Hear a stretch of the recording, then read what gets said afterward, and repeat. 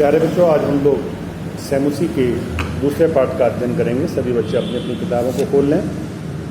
द्वितीय पाठ बुद्धिर बलवती सदा, अर्थात बुद्धि सदा बलवान होती है। कोशिश करेंगे समझने की। अस्ति देवलाख्यो ग्रामः तत्र राजसिंह नाम राजपुत्रः वसति स्म।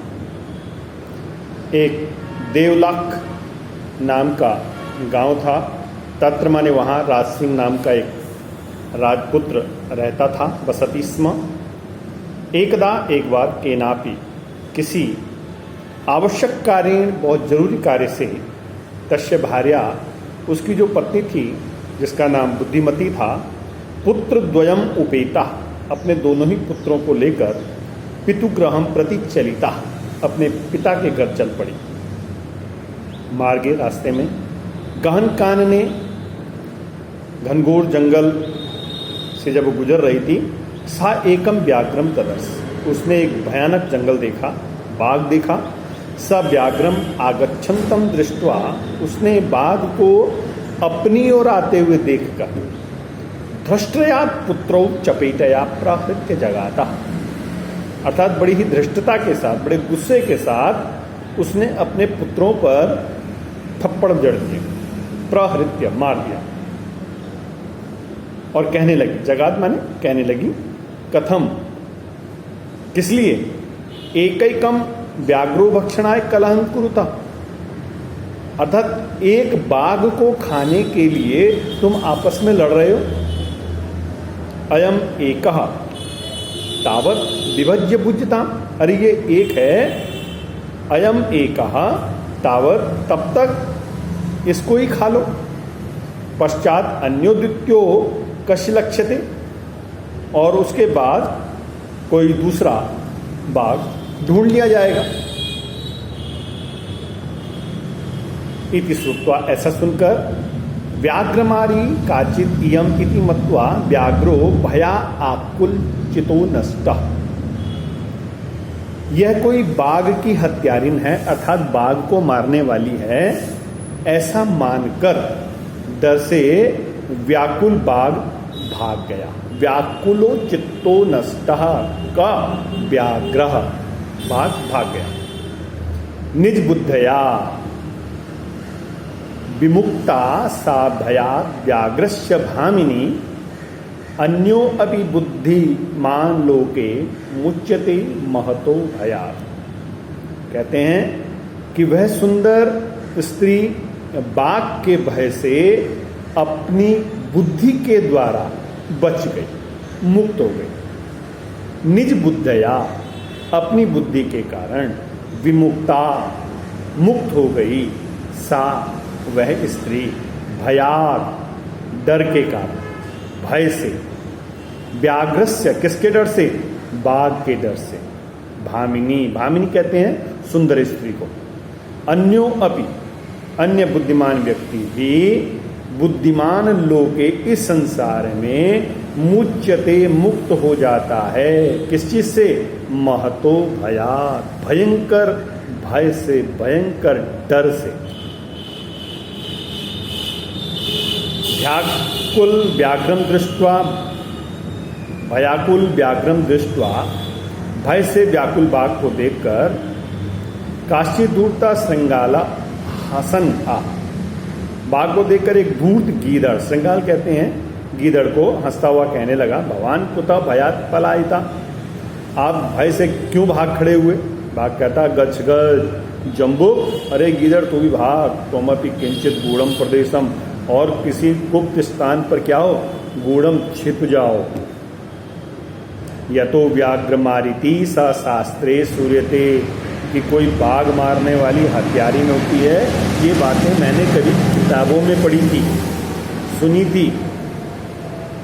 अतः तया अहम हंतुम आरब्धा, और आज वह मुझे मारने को तैयार है। हंतुम माने मारने को, आरब्ध माने तैयार। परंतु परम गृहित कर जीवितो नष्टा शीघ्र तद अग्रतः, परंतु उसके आगे से मैं बड़ी तेजी से हथेली को प्राण में रखकर, अर्थात अपने हाथों में प्राणों को रखकर वहां से भाग आया। श्रृंगार कहता है, गीदड़ कहता है, व्याघ्र त्वया महत् कौतुकम आवेदितम अन्य मानुषादपि विवेशी।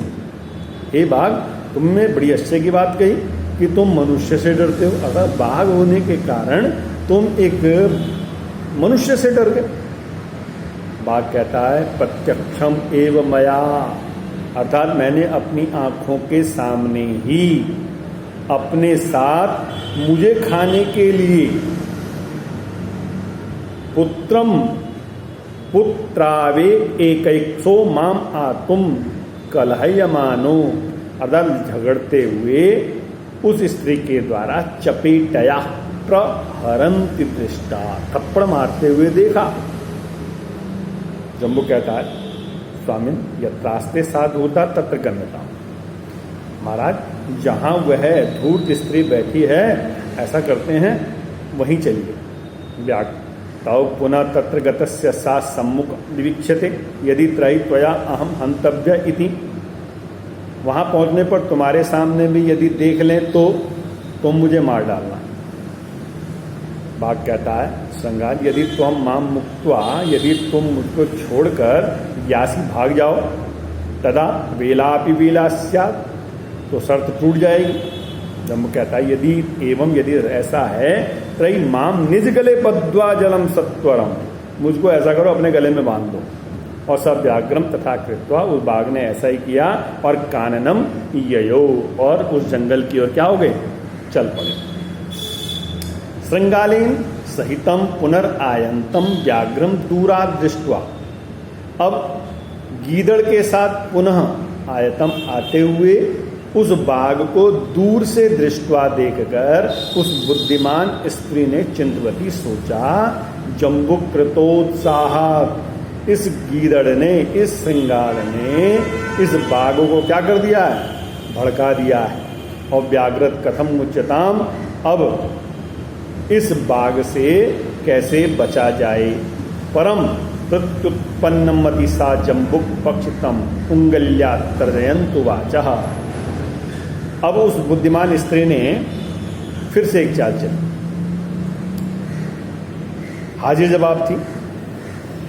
गीदड़ का आक्षेप करती, अर्थात अपनी उंगली से उसने उसको इशारा किया और उंगली से फटकारती भी वो तर्जनी उंगली से फटकारती उससे बोली, रे रे धूर्त त्वया दत्तम वयम व्याघ्रत्रयम पुरा, कि तूने मुझको पहले 3 बाघ लाने के लिए कहा था, अर्थात तू मेरे 3 बाघ लेकर आएगा।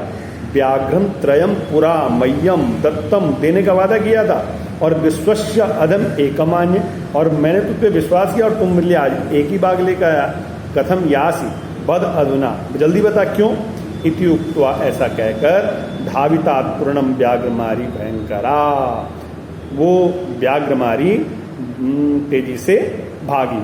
और व्याघ्रम अपनी सहसा नष्टा गलबद्धा श्रृंगालकः, और वो बाघ भी जो उसके गले में बंधा हुआ था वो भी वहां से निकल पड़ा। एवं प्रकार, इस प्रकार बुद्धिमती व्याघ्र जात भयात पुनरपि मुक्ता भवता, अतः एव उच्यते बुद्धिर्बलवती तन्वी सर्वकार्येषु सर्वदा।